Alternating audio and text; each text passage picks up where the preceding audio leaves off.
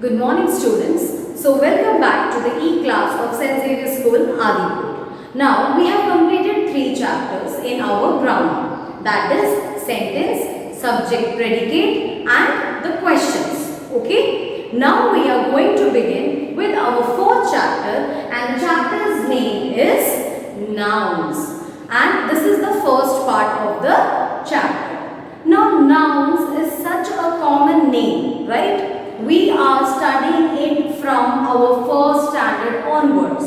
So I will ask you, what is a noun? Can anybody tell me what is a noun?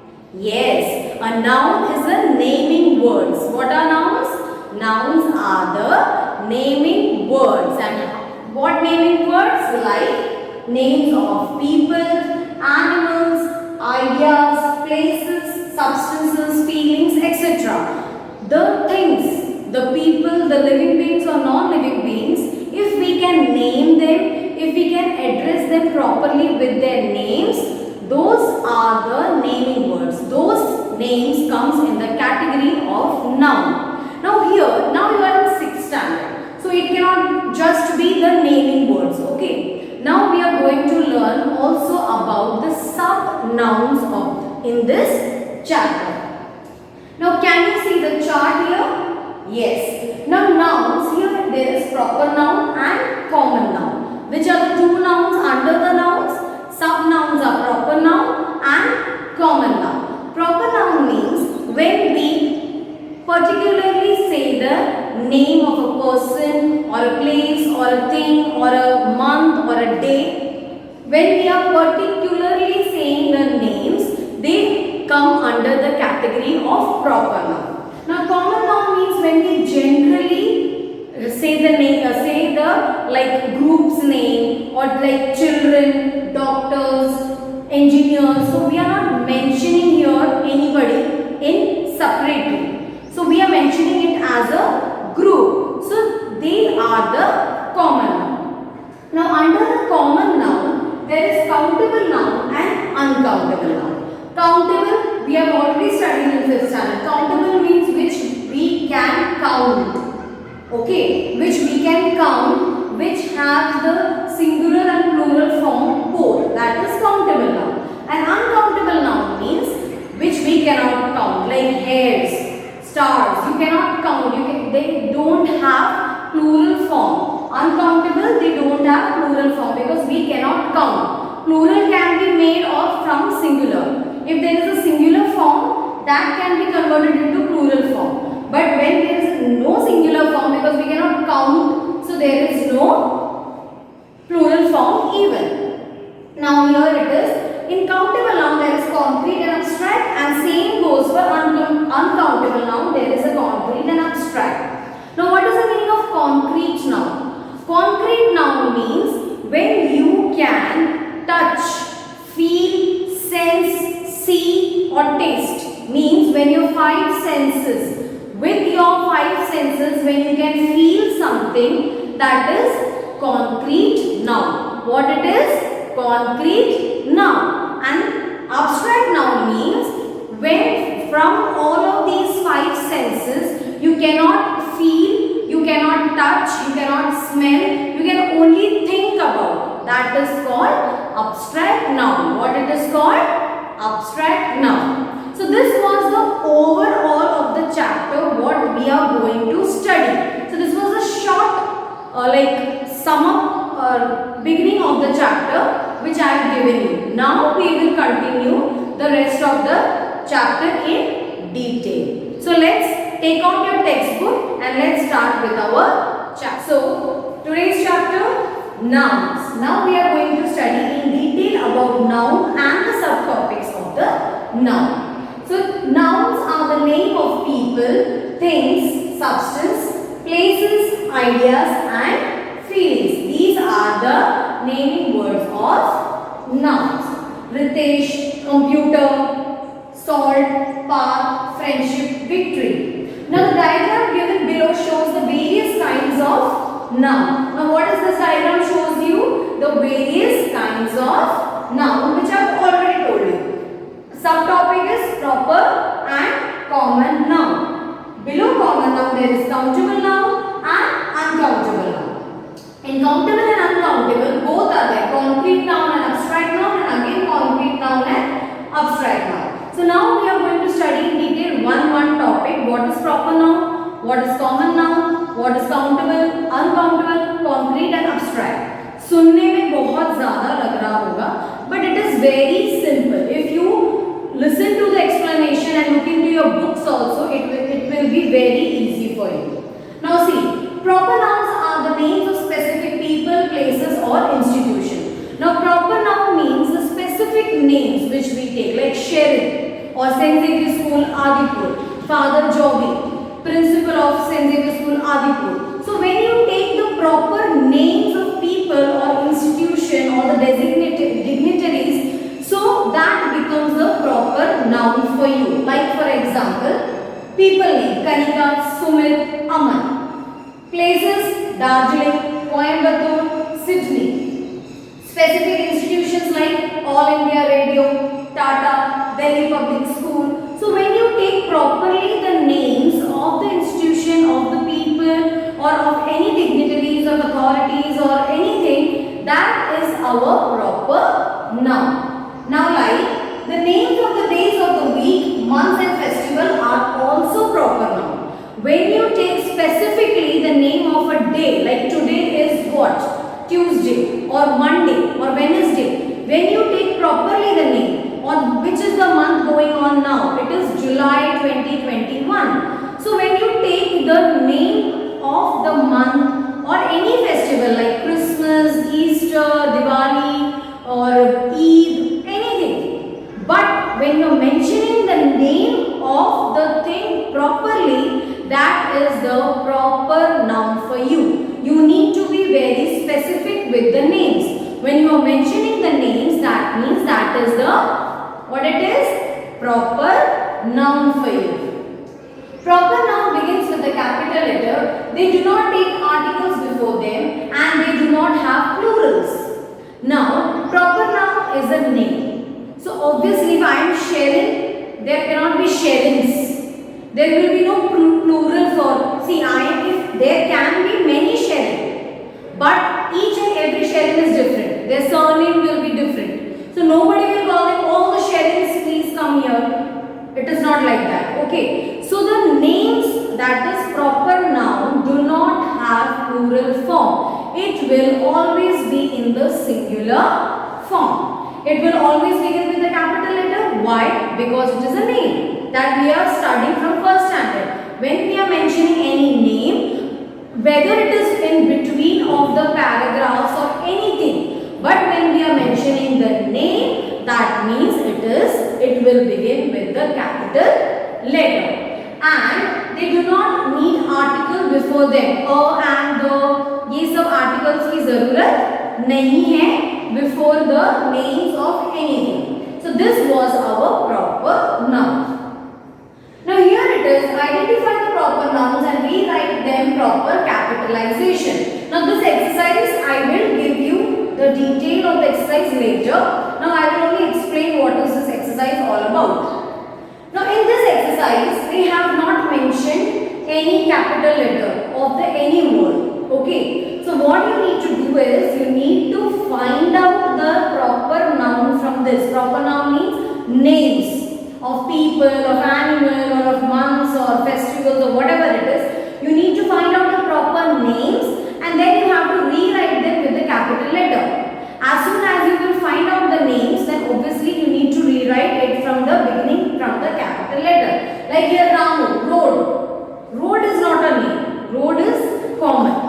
But Ramu is the name of a person. So we will write R capital and A-M-U, Ramu. So this is all about this exercise. Now here comes common noun. Now common noun is a common name of all the things in a class. Now common noun means when we take the names commonly. Like if I say my students or boys or girls. So here I am not mentioning anybody separately with their names. And if I say doctors, so I am not mentioning anybody separately. Which doctor? No, only doctors. So when we give the name commonly, that is our common like name of all monkeys are monkeys. Fan, the name of all fans, fan. वैसे बहुत सारे fans है ना, बजाज, फिर क्या, Usha, like that. Different names are there of fans. But when we say I have fans, 4 fans at home, that means a commonly I am saying. Lake, there are a lot of lakes. But when we say lake, that means I am mentioning all the lakes. Football, the name of all games of football, related to football. So I am not mentioning any category here, or I am not giving any names here. So that will come in the common noun. Like Ahmedabad, Mysore and Patna are all cities. When I say cities, so all this will be included in it. When I am giving differently Ahmedabad, then it is a proper noun. We can use the word city to refer to any city in the world. City is the name common to all the cities. City is therefore a common noun. When I only say city, and if I only say country, so that is the meaning I am including all the cities or all the countries of the world, cities of the place. But that goes for common noun. But when I say Ahmedabad, Mysore and Patna, they are all particular names of cities. What they are? Particular names of cities. So these names are not common to all cities because Ahmedabad is not there everywhere. Patna is not there everywhere. It can be properly in proper areas. Okay. So Ahmedabad, Mysore and Patna becomes the proper nouns. Now here it is match the proper nouns in column A with correct common noun with column B. Now in column A, they have given you the particular names of cities or whatever it is. These are all the proper nouns. What are these? These are all the proper nouns. And here there is common noun. So you have to see Prem Azhar Vinay. What it is? Name of boy. Prem Azhar Vinay. Now they have given the names, so it is a proper noun. But here boy. So it can be connected. So it will become the common noun. Okay. So these are the proper and common noun. Proper means when we are particularly giving the names, that is proper noun. And common noun means when we are generally giving the names, like commonly we are giving the names, that becomes our common noun. The next is countable and uncountable, which is very easy. Countable means numbers which you can count. Simple. Countable means which you can count, which you can number, and that will have the plural form. One का two हो सकता है ना, girl का girls, boy का boys. So that like that it is countable. Uncountable means where you cannot count the object, or you cannot count the nouns. It will be uncountable noun, and it cannot have any plural form because it is an uncountable noun. Now here see, countable noun singular, bottle, bottles, teacher, teachers, women, women, mountain, mountains, baby, babies, 6 bottles, many bottles, 2 teachers, each teacher, 100 women, several women, 3 mountains, those mountains, 20 babies, these babies. Now these are with the numbers and these are with the quantity.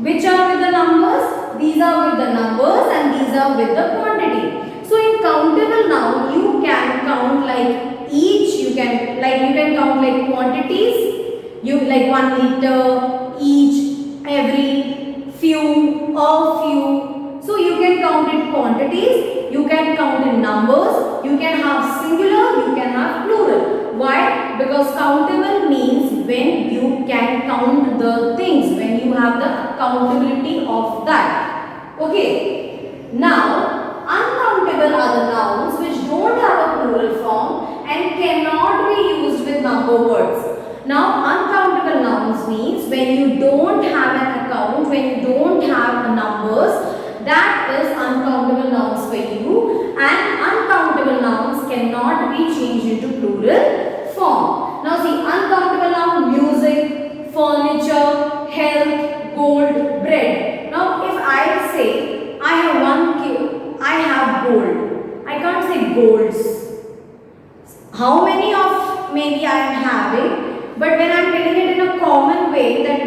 gold, then I cannot say golds. It will be wrong. So here also with counting words, 2 music, 10 furnitures, in the category of this, it will go wrong. So uncountable noun means when we cannot have the countability of the nouns and when we don't have the numbers and which we cannot count. It can be only presented in a common way. That is our uncountable noun. So here it is, the third exercise it is, mark the countable as C and uncountable as U. So what we will do in the exercise, we will make 2 columns of countable and uncountable, which I will give you in the next video. Okay, this is only the explanation. In next video, I will explain you the whole exercise and give you the answers also in that. So that we will make 2 columns. One will be uncountable and one will be countable. So from these words, you have to find out which are the uncountable and which are countable. And according to that, we have to write the answer. Now the last topic of this chapter is concrete and abstract. Now concrete nouns are the names of physical phenomena which can be observed with the senses. Now how many senses we have? You can see, you can taste, you can touch, you can feel, you can speak. So these are the senses which is working. And from all these senses which you can touch and which you can touch and know that this is that thing. If I can touch the table and I can see the table, so I can say this is the table. That is the door. This is a classroom. Okay. So when your senses are working, when you can see and understand, when you can taste and understand, when you can hear and understand, when you can feel and understand. So when your senses are working and you can understand the thing and you can name them, that is your concrete noun. What it is? Your concrete noun. Now you see example, student, water, bus, furniture, train. So all these are the things which you can see, feel and understand what it is. So that becomes our concrete noun. What it becomes? Our concrete noun with our 5 senses which we can feel. Now concrete nouns can be either countable or uncountable. Now concrete nouns can be either countable or uncountable. That is flexibility with the concrete noun. Now abstract nouns are the names of phenomena that are not physical and that we can only think about and not observe with the senses. Abstract nouns are the nouns which we cannot feel from our senses, which we cannot see, which we cannot observe, which we cannot taste, which we cannot touch, so these which we cannot hear. So the 5 senses are not working here. Understand? The abstract noun means when we don't have the 5 senses working and we cannot see, touch, hear, taste or anything and understand. But we can only think about like love, some idea, sadness, enthusiasm, happiness or feeling sad, feeling bored, feeling energetic. All these are only a feeling which you cannot see like love, anger. है ना? ये सब कैसे चीजें हैं जो आप सिर्फ कहीं ना कहीं फील कर सकते हो. That too not by touching or seeing or tasting or hearing. Only you can like imagine and feel. That is called abstract noun. What it is called? Abstract noun. Happiness, science, friendship, childhood, imagination. Now abstract nouns can also be either countable or uncountable. So see, this also is the same. Make the concrete noun as C, mark, and abstract noun as A. So here also we will make 2 columns, C and A. So in C we will write the concrete nouns and A we will write the abstract nouns. Understood all of you? So what we have studied? Nouns. In that we have studied proper noun, common noun. Proper noun means when we are specifically saying the name of a person, place, animal, things or months or anything. That is our proper noun. Common noun when we give the names generally, to the group, or generally when we are talking about, that is our common noun. In common noun, what it was? Countable and uncountable. Countable means which we can count and name them or make the plural of it, and uncountable means which we cannot count and there is no plural form for the uncountable one.